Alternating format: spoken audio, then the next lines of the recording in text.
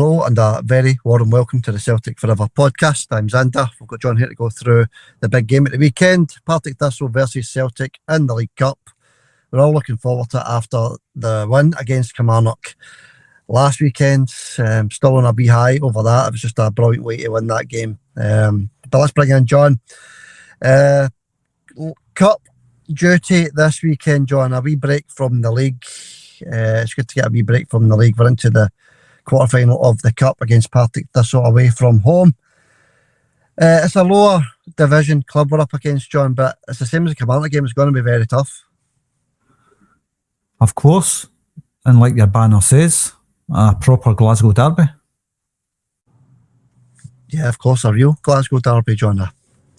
A Glasgow derby that's been there for decades, so that's why it's a proper Glasgow derby, John. It's a team with history. Yeah, that's it. It's a real derby. So, as I say, it's going to be tough. Mark Wilson, he's the manager of Partick Thistle, so it is going to be really tough. But we'll get into the big preview in about 10 minutes. We'll do what we always do. We go through anything else that's happening in and around Celtic. But first of all, I'll mention the competition, that big 25-player league table on your right-hand side of your screen there. That's the players that are involved. We want every one of them to get their guess into the comment section for the correct score, Partick Thistle versus Celtic on Sunday.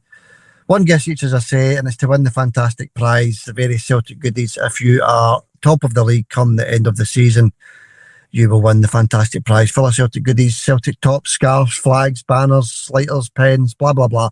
Whole lot of stuff in this box. So you'll get it delivered free of charge to your house if you are top of the league come the end of the season. So good luck, everybody, with that.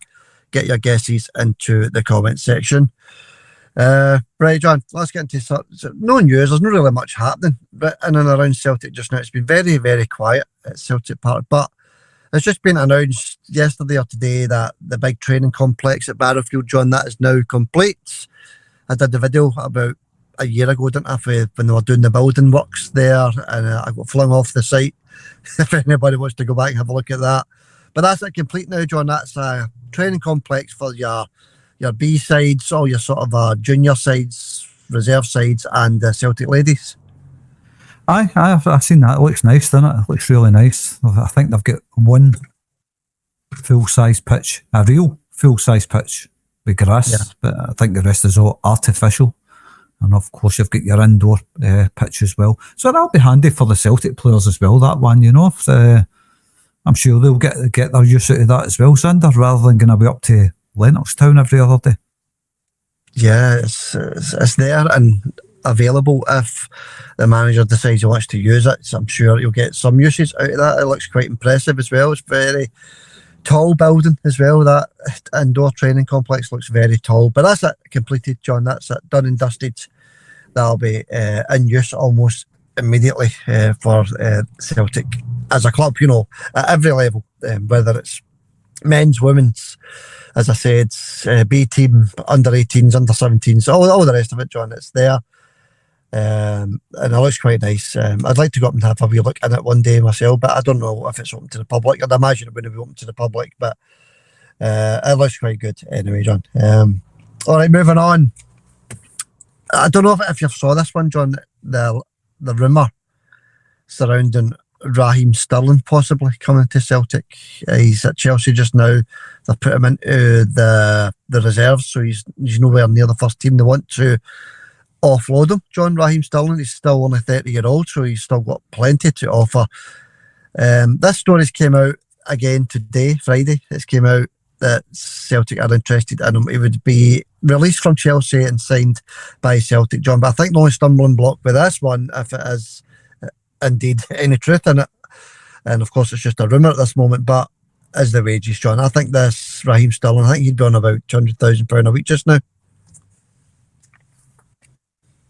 Aye, probably.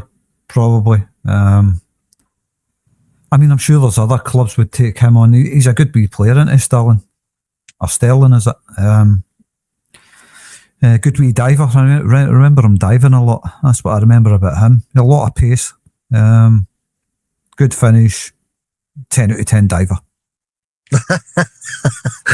Yeah, I think he's a very decent player and we're very short on the right wing. So maybe that's where these stories are coming from because every winger we've got at the moment seems to be left-sided, apart from Forrest and Yang. But yeah, you know, he's going to have to take a substantial cut in the wages, isn't he, to play for Celtic. I mean, Kieran Tierney had to do that as well.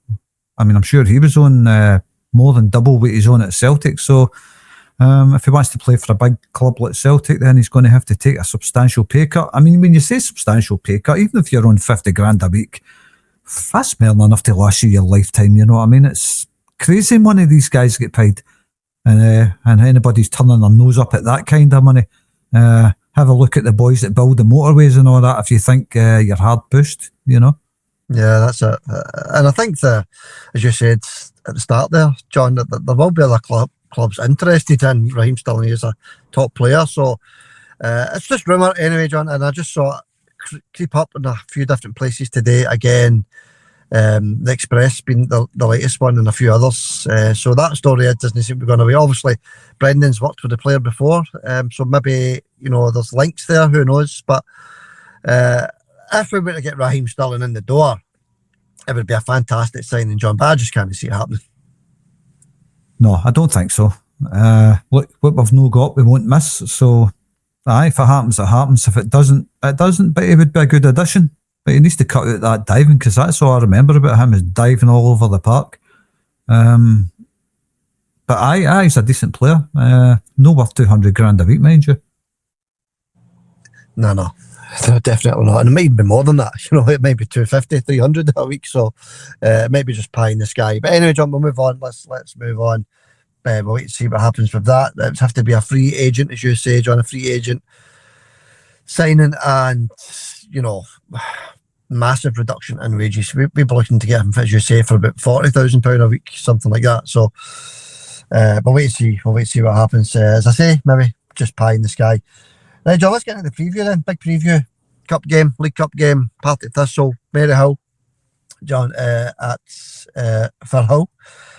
That's where the champions are heading, you know, just along the motorway to Maryhill. It's a 3:30 kick-off on Sunday. This one is on Premier Sports TV. As I said earlier, John, Mark Wilson, ex-Celtic defender, he is the manager, but he's doing quite well with Partick Thistle just now, John. They're facing Celtic off the back of 3 wins in a row. The latest being 2-1 win against Airdrie at the weekend there. So they're on form, John. It's going to be very tough, as I said, at the very top there. It's going to be very tough, very tricky, very similar to the Commander game, I think. And by the way, Firhill's now the Wire Stadium in Maryhill. Wire, so they must have a sponsor to Firhill. So it's the Wire Stadium in Firhill. But no, John, Mark Wilson's got them playing well, some decent stuff, and then we're up against another team that's on form. Aye.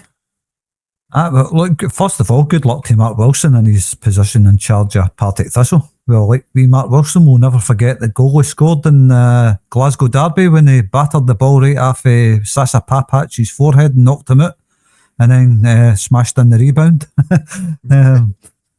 We'll always remember that. Yeah. Brian Graham was the player manager of Partick Thistle last season. I thought he did a great job at Partick Thistle, Brian Graham, as a player manager. Yeah, I think he's now at Falkirk. Is he, John? Right, okay, didn't know that. So they've gave the job full-time to wee Wilson, I suppose, the wee Clyde 1 man. Is he still on Clyde 1, John, Mark Wilson? I don't know. I watched it the other night there. He used to be on a Tuesday and a Thursday, and I've not seen him, so maybe he's taking a break from that. I really don't know, but I saw your ex-Rangers players and all that appear on there, isn't it? Oh, aye. Yeah, that's jobs for the boys there. That's Alex Ray. Yeah, that's it. It's full of them.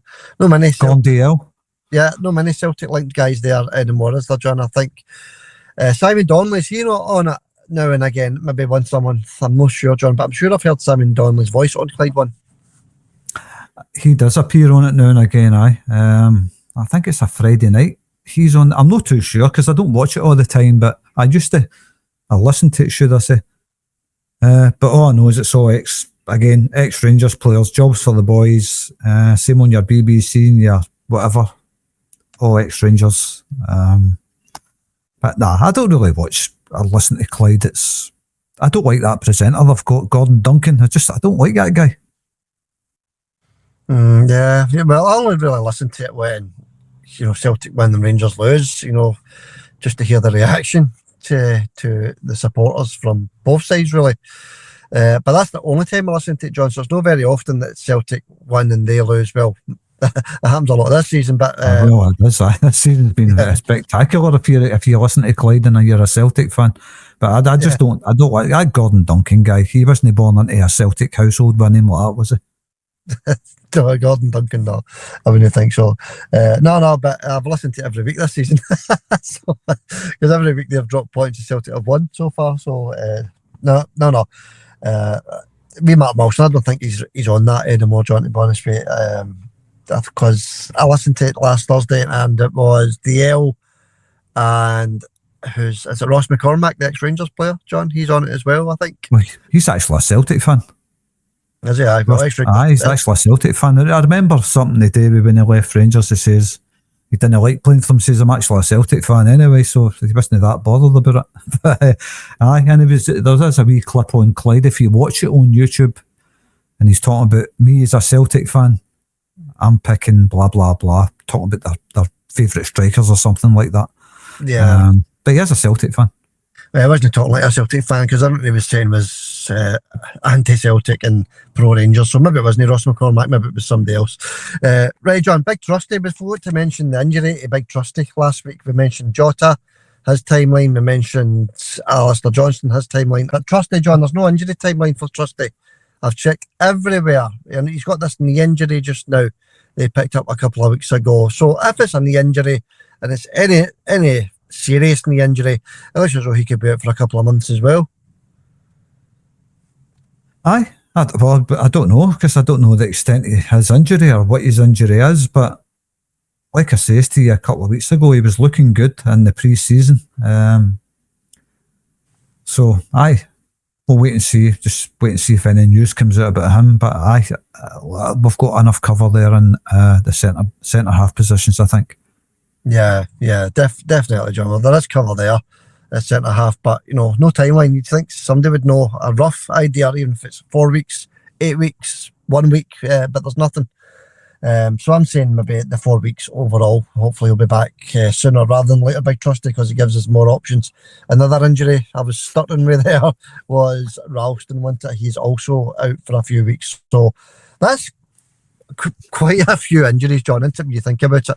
4 mainstays in the team out injured, especially at that right back position, with both Alistair and Tony Ralston out injured, sort of a long term. But I don't think Ralston is long term, John. I think he'll be back next week, actually. I think he'll be ready for the European game. But, John, the injuries are actually piling up now a wee bit. Four first team players out injured. We definitely can't afford to get any more, can we? No, definitely not.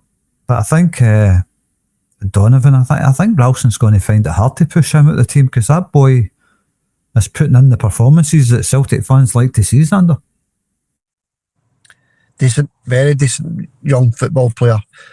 As you said last week, John, he showed no fear against Kilmarnock on that plastic pitch, and the conditions, everything else that went on in that game. Sliding in, winning the ball, great in the air, can find a pass, can find a cross. As you say, Tony might struggle to get back into the team if Donovan indeed does keep up that brilliant form, and we'll find out on Sunday, because he's going to be playing on Sunday, John, if Ralston isn't match fit yet, and I don't think he is, to be honest with you, because what I was reading is it's just came a wee bit too soon for Tony Ralston this game, so it is going to be Donovan. And as you say, John, I think he's going to find it tough, Tony, to get back into the team. Definitely.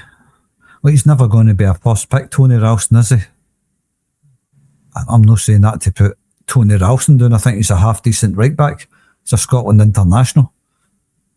But the truth is, we've got a better right back there than Alistair Johnston. And Donovan, he's putting in the performances. Like I says, I think if he keeps putting in that kind of performance, Tony's going to find it hard push to get back into that team because he lacks the pace that Donovan's got. He lacks that kind of, eagerness of youth, if you like, that Donovan's got as well. He's so eager to win everything and impress the fans and impress his teammates. He looks a decent player, and I think Tony's going to struggle to get back in there anyway. Yeah, well, we'll wait and see, John. We'll wait and see. I mean, you never know. Tony might turn up on Sunday, fully match fit, but from what I'm reading, it's too soon for the Partick Thistle game. So we'll wait and see. We'll find out at 2 o'clock on Sunday what the lineup's going to be. The referee for this one, John, is Clancy. He done the Livingston game, the 3-0 to Celtic game. 3-0 to Celtic versus Livingston game, sorry. Clancy done the refereeing for that one. So he's the man in the middle, and there is no VAR for this one, John, obviously, because VAR is only in the Premier League games or the Premier League teams. I feel like they have the setup for VAR, but Partick Thistle don't have the setup for VAR. So it's going to be strange watching Celtic with no VAR in operation, John. What do you think about that? Yeah, just back to the old ways, isn't it? It'll be interesting to watch another game without VAR, a proper game, rather than like a pre-season friendly or anything like that. It'll be interesting to watch that, and any doubt at all, and if Celtic score and it looks maybe slightly offside, that'll be all over the papers. So you'll miss VAR for that. Yeah, definitely. It'd be strange, as you say, watching a game without the VAR. It's we've got used to it over the last couple of years, so especially when it comes to Premier League teams playing a game with no VAR, it'll be very strange, I think. So that'll be interesting, very interesting to see what happens there. Anyway, so that's Clancy. He's the man in the middle with no VAR, no assistance for him. Let's have a wee look ahead to Partick Thistle. John, they've got a few injuries for this one. Scott Martin with a hamstring injury. Dan Mackay, he's out with a calf strain. And Oisin Smith, he is cup tied, John. So they've got 3 out of this one. The 3 players that played at the weekend against Airdrie, they miss out against Celtic. So they've got 3 injuries. Celtic have got the 4, so we've already mentioned them as well, John. I just wanted to have a wee quick word on what happened last week at Kilmarnock, John. I've not saw anybody mention this yet, so maybe we are the first ones to mention this. It was Big Cameron Carter Vickers against Kilmarnock, John. I don't know if you even noticed this, but I certainly did notice it. And it's just a very small incident, but it's happened 3 times now, John. It happened in the game at Ibrox, and it happened twice at Kilmarnock last week. The Kilmarnock versus Celtic game, John, it happened twice. And what I'm talking about is the pass back to Kasper Schmeichel. Twice, Big Cameron Carter Vickers need the ball back to Kasper, John. He need it back, which means the goalkeeper is clearly allowed to pick the ball up. But Kasper didn't see it, or he doesn't know the rule. I don't know, John. And he struggled and put the ball out of the park twice. Did you notice that, John? I don't know if they've changed the rule on this, but I don't think they have. I think you still need the ball back. The goalkeeper can pick it up. But twice last week, and once at Ibrox, Kasper booted the ball right out of the park. I don't remember it. I can't say I'm as observant as what you are when it comes to things like that. But I'm the same as you. I'm not sure if that's actually been scrapped as a rule, kneeing the ball back to the keeper. But if Cameron Carter Vickers is doing that, I wouldn't imagine the rule's been scrapped at all. No, if Cameron Carter Vickers is doing that, he obviously knows that he's allowed to do that. And Kasper's, like you says, has decided to just volley it right out of the park. Then maybe he doesn't know the rules.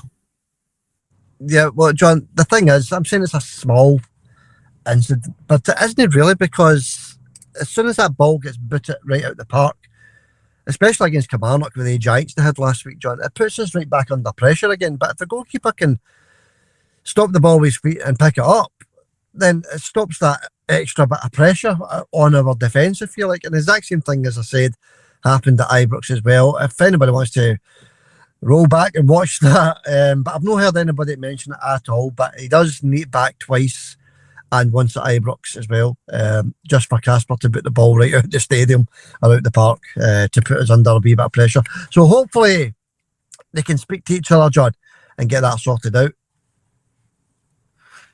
Well, they're going to have to. If it's still in the rules that you can knee it back, then there's got to be a better communication there between the central defenders and the goalkeeper, because if Casper's no spotting that, maybe he needs his eyes checked or something, maybe he just thinks he kicked it back. I really don't know, but maybe just a wee bit uncertainty with Casper. I'm sure he knows the rules. I'm sure he knows you can actually knee it back, but maybe he's just thought Cameron Carter-Vickers kicked it back to him. Speaking of Carter-Vickers, I'm watching that Kilmarnock game. One of the Giants threw big Cameron Carter-Vickers down to the deck and they get a free kick for it. I didn't understand that one. That's right. And we didn't actually go into that game in too much detail. We were just happy with the 3 points. But there was also a very similar incident as well, and I put it on the video with the highlights for the game on YouTube and Facebook. And it was when Donovan gets thrown to the floor as well. And the actual commentator says that's never a free kick. He actually lifts him off the ground, John, like a wrestler, and throws Donovan to the ground. And then gets his cross into the box, no free kick. So that was 2 very similar incidents that happened last week. Well, there you go then. I think I remember that one as well. But look, these things happen, didn't they, every week when Celtic are playing?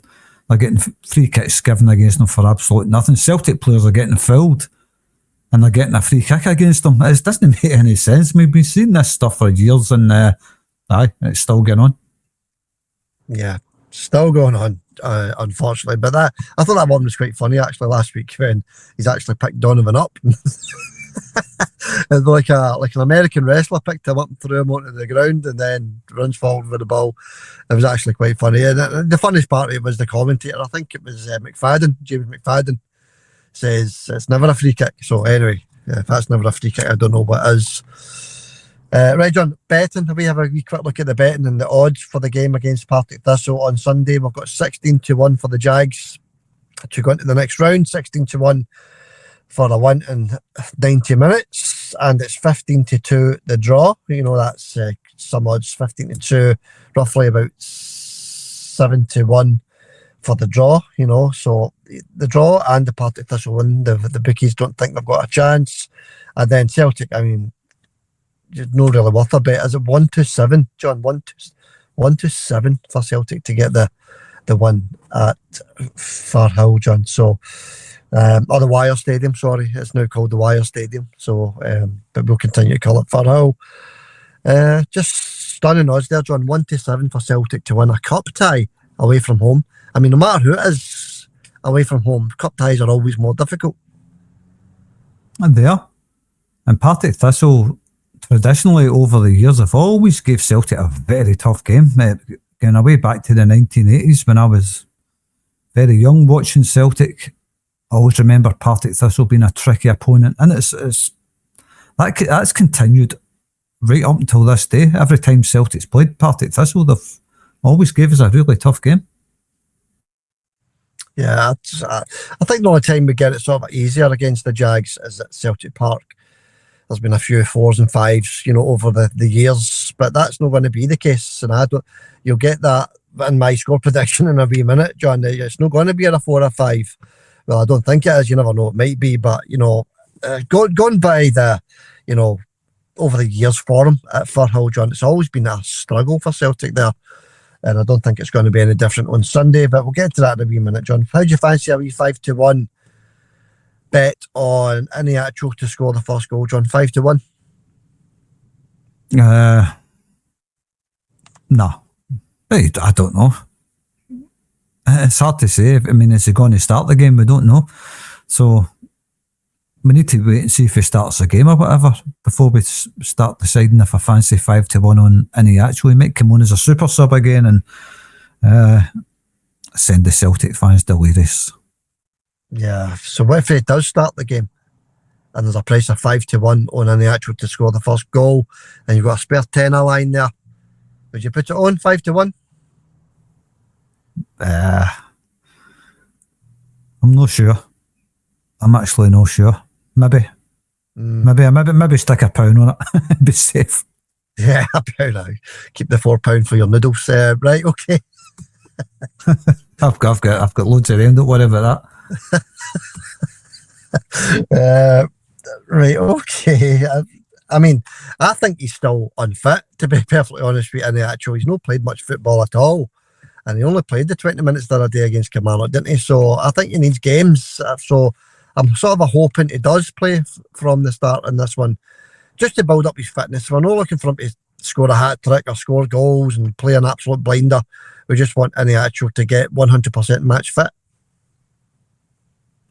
Aye, well, this is it. And I don't think he will start this game. We'll get into that with the lineups, but I don't think he'll start this one.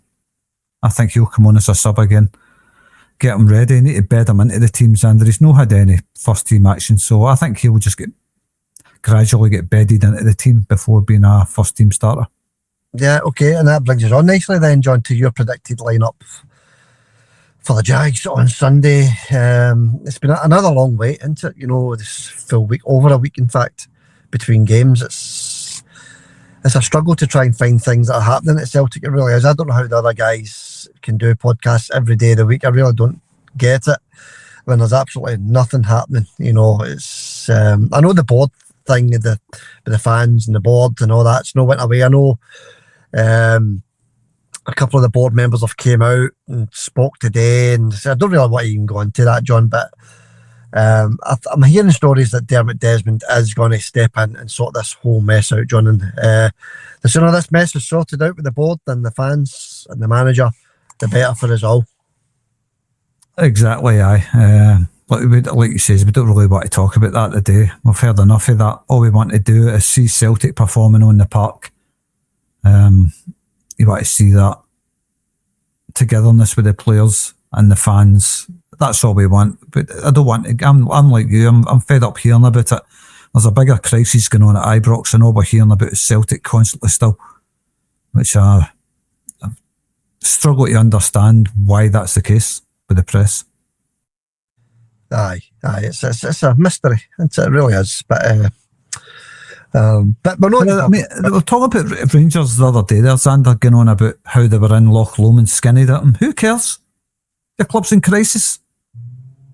Yeah, that's it. They're more interested in the Rangers players, going down to Loch Lomond for a team bonding exercise rather than talking about the truth that's happening over there. And they've got a very tough fixture against Hibs. Hibs only going to go to Ibrox and sit back, John. So, you know, Russell Martin, he is more or less one game away from the sack. If he doesn't win that or go through to the next round of the Cup, he's out the door, isn't he? So, you know, if the Daily Record and the Sun and the Sky Sports and BBC want to talk about Skinny Ditton and Loch Lomond, then that's entirely up to them, John. Exactly. I mean, I'm sure even Rangers fans are no interested in hearing that. The Rangers fans aren't daft either. They know there's problems at their club. And I'm sure a wee headline like Rangers players go skinny dipping, it doesn't appease them, you know what I mean? So nobody wants to hear that utter junk. Talk about the real problems there. And talk about the minor problem that's at Celtic that will be ironed out, and Celtic will go on to dominate Scotland for years to come. That's the truth. Yeah, of course, John. It's we're not going to sit and watch any team, you know, take over in Scotland, John. We're here for the long haul. We have been here for a long time, being dominant in Scotland. We've been a dominant team in Scotland since the early 2000s. So we're here to stay, John. We're not going anywhere. So that's why the press are reporting on things like skinny dipping and swimming, team bonding exercises, you know. They don't want to talk about Celtic, John, but that's up to them, because we can talk about Celtic because that's what we do. And what I need off you then, John, is the lineup. You mentioned that a wee minute ago. You didn't think Big Iniacho was going to start. So what's your prediction then? What's your starting lineup for the Jags on Sunday, John? Is it big changes because of this European game next midweek, or will they go strong? What do you think, buddy? Oh, I don't know. Can I pick this one carefully? By the way, that's talking about Russell Martin. I thought he'd have been sacked after the Hearts game, but no. Miraculously, he survived that one. Yeah, he survived it, John, and he might even survive the Hibs game with a defeat as well. So the board seems to be sticking by him. So as I say, John, that's their business. That's for the Daily Record and the Sun to talk about, but they don't. They'd rather talk about skinny dipping.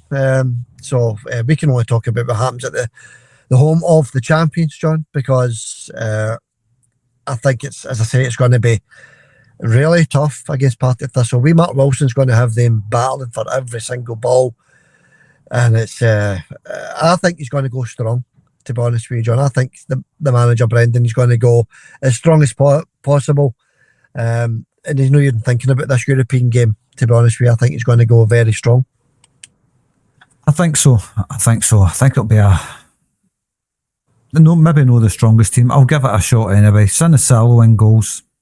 Give the boy a start. Come on, give the boy a start. He deserves it. He's a great keeper. He's not going to reduce the quality by starting with Sinisalo. I'll tell you that for a fact. So Sinisalo for me starts it with Vickers and Scales. Tierney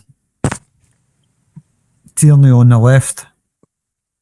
Donovan on the right. So I think it's going to be a more or less full strength back four. What we've got available to us. So I think that's going to be the back four. I think Kieran will start this one. Centre of the park. You might see McGregor, Engels and Bernardo, something like that. Yeah. Up front, Dyson.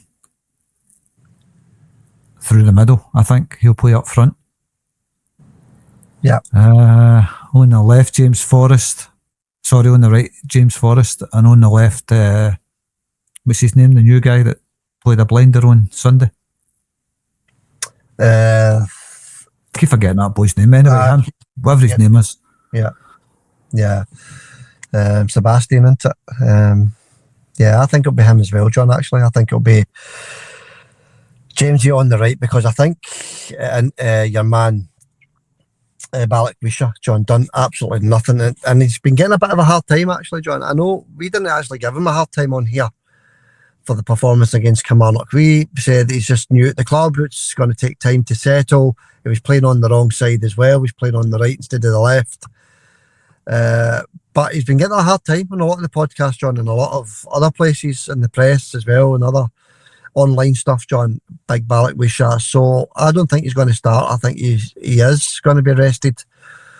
And it will be James Forrest. I totally agree with you there, John. As regards to through the middle, yeah, I agree with Dyson. The midfield, I think, will be slightly different. I think we'll go strong with Rio and Nygren in there, John, with Callum. And then in defence, the only one I would change with what you said would be, I think Kieran will be on the bench, and I think we'll start with Sriracha, John. So that's slightly different. Maybe four changes there to what you said, but you know, it's nobody knows. Nobody has a clue what the starting lineup's going to be. But as long as Sebastian, John, starts, as long as he starts the game, because we want to see our wingers taking on defenders, John, and that's what that boy does for 90 minutes.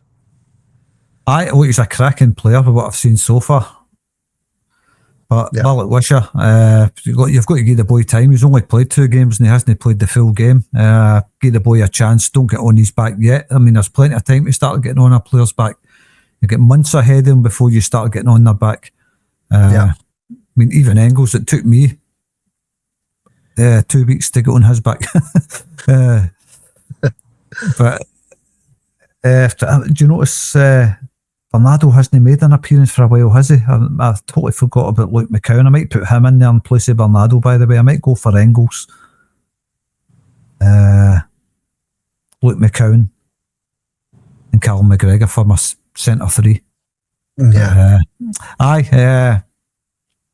We've got this boy Sebastian. I think he's a cracking player. I was watching the game last night, Kairat Almaty against Sporting Lisbon, and I was watching their wingers, how they dealt with Kairat, and it was with skill and pace and direct running at them, and it terrified Kairat, something we'd never seen once with the Celtic wingers against Kairat. And I was watching Sporting Lisbon last night, I'm thinking, look how easy it is to beat them. Just get at their defenders, run at them, terrify them, give them something to think about, push them back, and they get exposed for how bad a team they actually are. Kairat Almaty. I thought they were alright against Celtic. They put in a more of a defensive performance, by the way. That's not the day with Partick Thistle, but I'm just mentioning that how direct wingers should actually be instead of passing backwards like Ballot kept doing. Yeah, I think nobody would take on their man against. I know don't want to go back to that, right? But a quick word on it is nobody would take on their man, and that's why Sebastian, we wanted him in for the kind of Almaty games, John. Somebody that's direct, takes on the defender every chance he gets. And that's what we were missing against them, and that's why we're not in the Champions League. That's why we're going to be playing Red Star Belgrade in Europa League on Wednesday night. So that's the gamble, John. The gamble failed miserably, so we've just got to play the tournament that we're in, John. So all right, that wraps that up then, John. That wraps up the big preview of Partick Thistle against Celtic on Sunday, 3:30 kickoff. We just need a prediction off you, John. We'll get into the predictor right now. Standing at 10-4 to you. So you're miles ahead, and you've got 6 or 7 games here to go even further ahead, John. So we'll start with the Celtic game. Partick Thistle versus the champion Celtic. What are you thinking, buddy? Well, I'll give you the chance to go first, because maybe that's why I'm winning the predictor, because I get the first pick instead of giving you the first pick, and I'm sitting at the top of the league, so I can afford to drop points in the Celtic games. Yeah, I'm going to go 2-0 to Celtic, John. Very close affair, very tense affair. But as long as we're through to the next round of the Cup, that's all that matters to me. So 2-0 to the champions, John. Right, that's what I was going to say, 2-0. So I can pick the same score if I want, but I'm like you. I'll pick something different here. I'm going to go for 3-0 to Celtic. Yeah. It's could easily be 3-0.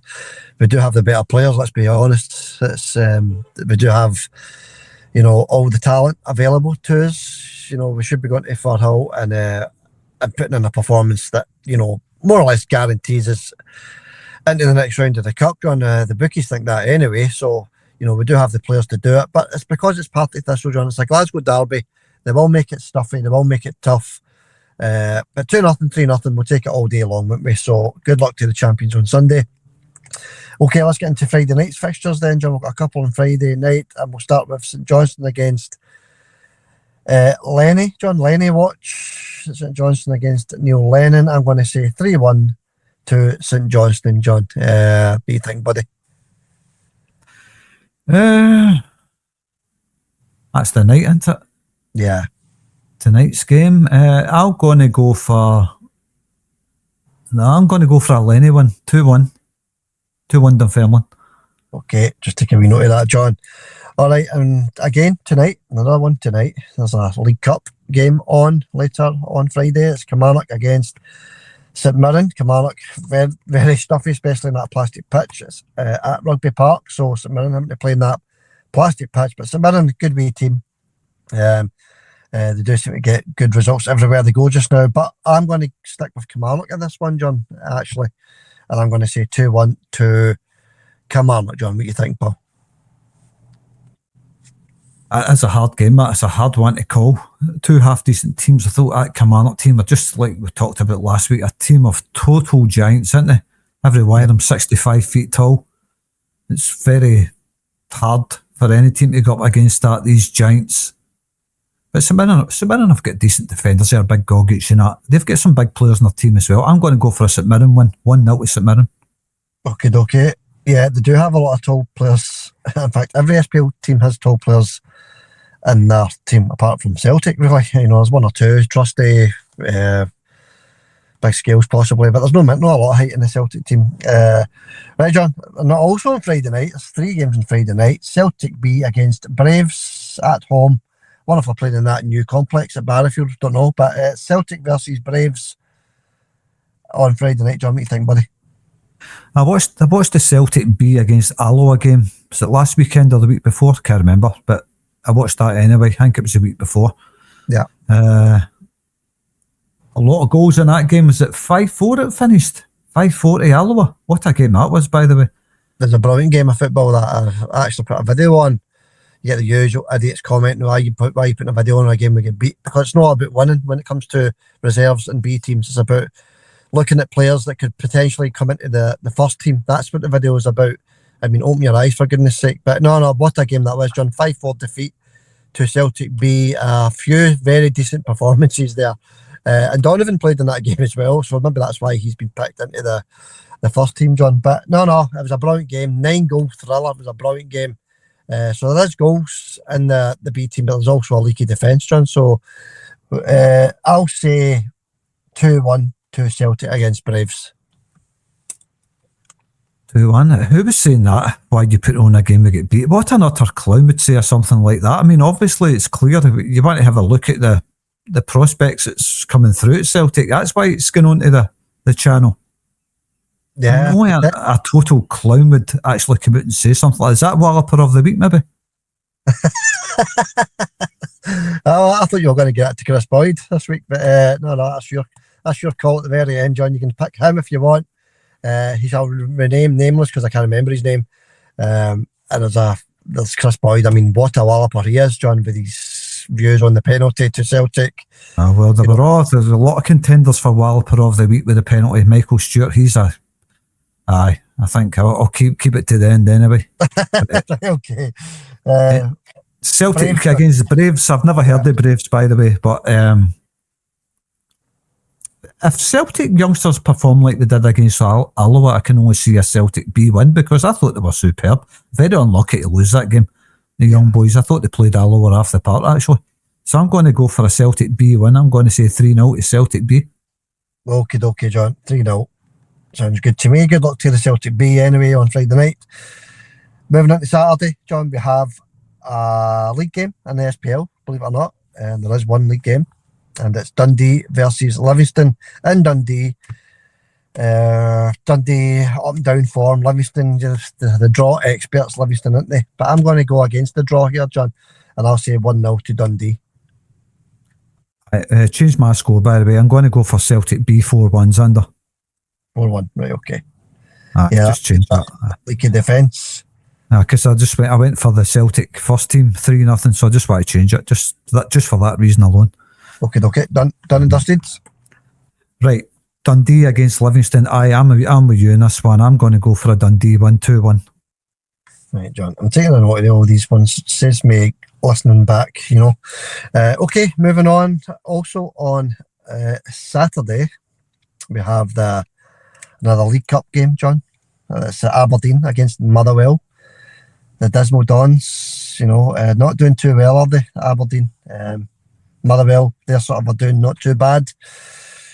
It's another hard one for Aberdeen, John. They're in a bad way just now at the bottom of the league table there. I'll say they'll get back on winning ways in this one, John. I'm going to say 2-1 to Aberdeen. They can't go on losing games forever, can they? You would think not, but I'm going to go opposite. I'm going to go for the same score, but for Motherwell. 2-1 Motherwell. Okay, John. Just take a wee note. 2-1. Yeah, if that's the case, I think he's the manager. Sorry, I think he's in big trouble if they get knocked out of the cup. But we'll wait and see what happens on Saturday. Then the last one for Saturday, John. In fact, no, there's two for Saturday. I think there's another two left. But it's Rangers against Hibs at Ibrox, a 5:45 kick-off in the cup, the League Cup. And I'm going to go to win for Hibs, John. I'm going to say 2-1 to Hibs at Ibrox. I think that's it. The final nail in the coffin for your man, Russell Martin, the Loch Lomond lover. Loves taking his players to Loch Lomond in a crisis. I'll say 2-1 to Hibs, John. But what are you thinking, buddy? I'm just picturing the mod jumping off the rocks into Loch Lomond. This is going to win as a league, this. Yeah, that's it. I think you'd have them on the training park try to drill out what's gone wrong there at Ibrox, but no, he takes them to Loch Lomond to play in the swings. So it's going to be a tough one though, John. David Gray, he's a right battling manager. He has his team battling in every single game. And any time I've saw Hibs this season, John, they've looked really, really good. And they're up against a Rangers team that are in crisis. So 2-1 for me. But what are you thinking, John? Oh, what's Motherwell Hibs against was it Motherwell? They were playing at the weekend 3 each. It was a bit of a late comeback for Hibs. I can't remember if it was Motherwell, by the way, but they were playing somebody and it was 3 each. My memory's terrible. Sorry, anybody listening, I just can't remember. But anyway, they came back for 3-1 down to win, to draw 3 each. They looked a bit sluggish to me. It's a tough one, isn't it? Is that skinny dipping exercise? Operation Russell Martin, Operation 49ers, Loch Lomond, Operation Loch Lomond. Has it helped? Has it helped them any? I really don't know. On this, was it? I'm going to go the opposite, Sander. I'll say Rangers 2-1. All right, you're going for Rangers to bounce back against Hibs. Okay, John. Come on, you can't go jump into Loch Lomond and then come out a loser. It's the same as Aberdeen, though, isn't it? You can't go on losing and drawing games forever. I suppose you're going to get a win eventually. That's that's going to happen eventually, whether you're off form or not, isn't it? So okay, one more in this predictor then, John, and the Celtic ladies against Hibs ladies. 4 o'clock on Sunday, John. I'll say 2-1 to the Celtic ladies, in desperate need of 3 points there after the defeat to the Rangers ladies. Hibs, decent football team, aren't they, the Hibs ladies? But I'll say the 2-1 anyway to Celtic because they're playing at home. But you, somebody? I'm going to go 2-0 Hibs. All right, fair enough, John. 2-0 to the Hibees against the Celtic ladies. That wraps up the predictor then, John. That's 1, 2, 3, 4, 5, 6, 7 games in the predictor. We'll read them out on the next podcast. And I just want I was just going to say, but you better mention that anybody that's putting a score in for the league table, anybody that's involved in the big league table, your score's just calculated over 90 minutes. Just keep that in mind. It's no extra time and penalties doesn't count. Just but you can say in the comments, right enough, if you fancy Celtic to win in extra time, but normally we just go for the 90 minutes. Yeah, well said, John, actually, because you forget that it's a cup game and it can go to extra time and penalties. So yeah, it is 90 minutes and it's always 90 minutes in every single game in the big league table. So yeah, well said, John. Well remembers, because there might be somebody that says 2-1, but it's 2-1 after extra time. So yeah, well remembered. Good luck everybody with the competition. Get your guesses into the comments section. Right, John, a walloper of the week. Do you have one for us? Aye, Michael Stewart. Michael Stewart. I was listening to that absolute banger. I'm listening to his take on the penalty. Can't remember it word for word, but what he says. But I felt like shouting at the telly. I don't normally shout at the telly, by the way, but that's how much of a walloper he is. Michael Stewart is my walloper of the week. Walloper of the week goes to Michael Stewart. All right, John. That's fair enough. I've got 2 slices of chopped pork. There was also somebody in the comments. I know I'm not reading out the comments today, but there was somebody in the comments that explained. John, remember you were asking the question, why do Scottish people say great? There was somebody in the comments explaining why the Scottish say the word great instead of crying. I've not got it on me, so what I'll do is I'll get that read out in the next podcast, John. So there is an explanation there. We'll all read it out. I just not got it to hand just now, but it's quite good actually. It's a good explanation. So thanks to I think it was Fat Boy that said that in the comments, John. He gave us the explanation why Scottish people say great instead of cry. Where did he say that? I don't remember seeing that. Yeah, he left it a comment in one of the I think it was actually the last podcast we did, John. He left a comment in there. So well, thanks for that. But who's your walloper of the week? Chris Boyd. He should be winning that every single week, actually. Walloper of the week goes to Chris Boyd. I mean, he's absolutely no grasp of football rules whatsoever, has he? The ball's flying into the net. Somebody stops it with their hand, it stops it from going into the net, and it goes out for a corner, but he doesn't think it's a penalty. Right. He also says that the ball wasn't on target when it was clearly on target, John. The ball was clearly going into the net from James Forrest's shot. So it's just anything that's, anti-Celtic, he'll say it, he'll come out and say it. So He's my Walloper of the week, John. Chris Boyd, Walloper of the week. That's fair enough. I'm just wanting a wee change of scenery there by going for Michael Stewart. I just think I've always thought he was a Walloper anyway, Michael Stewart, but they don't come much more Walloperish than Chris Boyd, did they? Anyway, I know Chris Boyd was talking about the Hibs game against Motherwell. I'm sure it was Motherwell. Or was it Dundee United? That's who it was. Sorry, anybody else. Dundee United it was. 3 each in that game. Chris Boyd going on about that game. And the very last thing with his anti-Celtic, he had to just get it in. Don't think much of their strip right enough. What kind of thing's that for somebody that's supposed to be a neutral to say? I'm changing it. Michael Stewart, you're in second position. Chris Boyd, Walloper of the week. Anyway, Fat Boy, the comment you were talking about where the term greet comes from, as in crying. If you're Scottish, you say somebody's greeting instead of crying. Yeah. I'll read out Fat Boy's response to that. So Fat Boy, if there's any truth in this, thanks for that, mate. Fat Boy says, to greet comes from an old English word of Germanic origin that means to weep or to mourn, rather than the newer Latin origin word cry. I never knew that, Fat Boy. Obviously, that's why I asked. If anybody knows what it means, let us know. So, greet would have been an old English word. The English used to say that then, according to Fat Boy, if it's English or Germanic. There you go.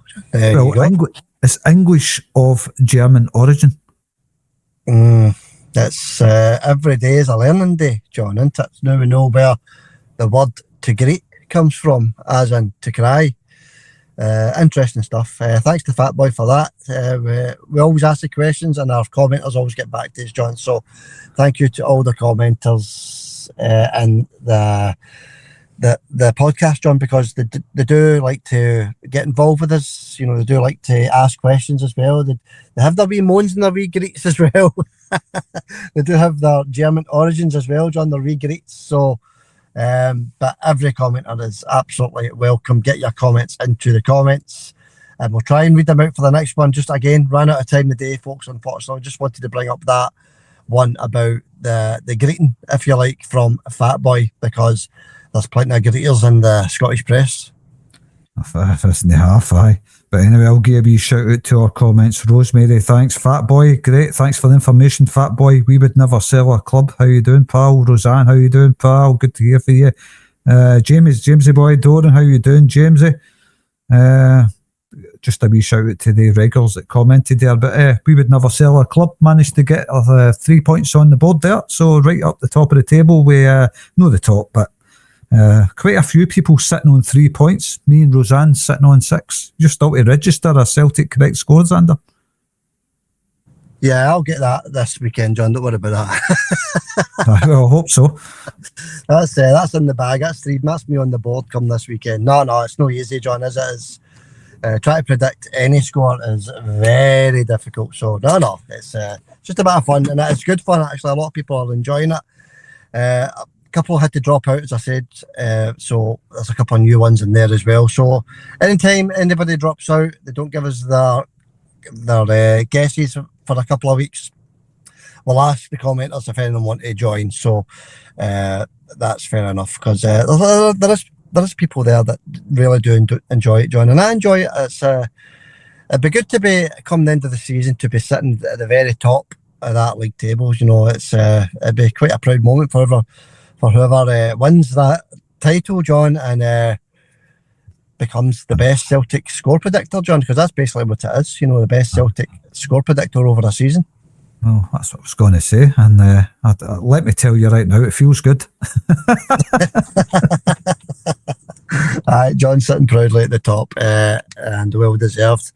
Roseanne as well. Roseanne, yeah, both John and Roseanne sitting proudly at the top. But as you said there, John, there is about 6 or 7 entries just below you, you know, with 3 points. So that could change over the weekend.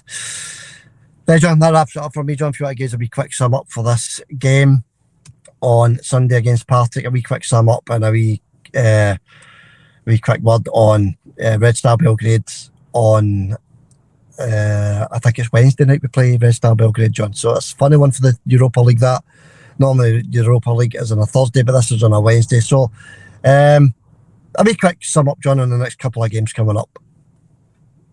I don't know what to say about Red Star because I don't know anything about them. Obviously, I've heard of the team. I know them well as a team. I just, right now, I don't know anything about them. But I'm looking forward to that one. But look, we need to get Sunday out of the way first. Look, after the game that's right in front of you, then we can talk about Red Star. But I think there will be a few players rested, and then we can talk about Red Star, which is going to be, we know, anytime you get playing Europe, it's a tough game. Red Star, Belgrade, no exceptions, Xander. But no, right now, all I can say is I'm looking forward to the Sunday game. Be good to play Partick Thistle. No played them for a few years. Be good to see Celtic playing at Firhill or the Wire Stadium, which is a pretty stupid name in it. But looking forward to Sunday, Xander. Then we can talk about Red Star. Yeah, fair enough. Wire Stadium, WYRE, Wire Stadium. That is the new Firhill sponsor name. It's just a sponsor name, I suppose, isn't it? And there's just one more wee quick thing before we go is the podcast is going to be on as of next week, every Monday, Wednesday and Friday, folks. So we're going to have a set day for the podcast. 3 podcasts a week, Monday, Wednesday and Friday. Each podcast will be on between 7:30 and 8:30 at night. So that's where you're going to find us, folks, from now on. Every Monday, every Wednesday, every Friday, we will do a podcast. And if there's any change to that or anything different happens, we'll let you know. But that's the new format for the Celtic Forever podcast. Right, John, thanks for that. Thanks for coming on, buddy. We'll catch you on, well, it'll be Monday then, John. We'll catch you on Monday, buddy. Catch you soon, Xander. Hail, mate. Right, John, thank you very much for that. That was very interesting day, and we'll catch you on Monday, buddy. Thanks very much. Hail for now.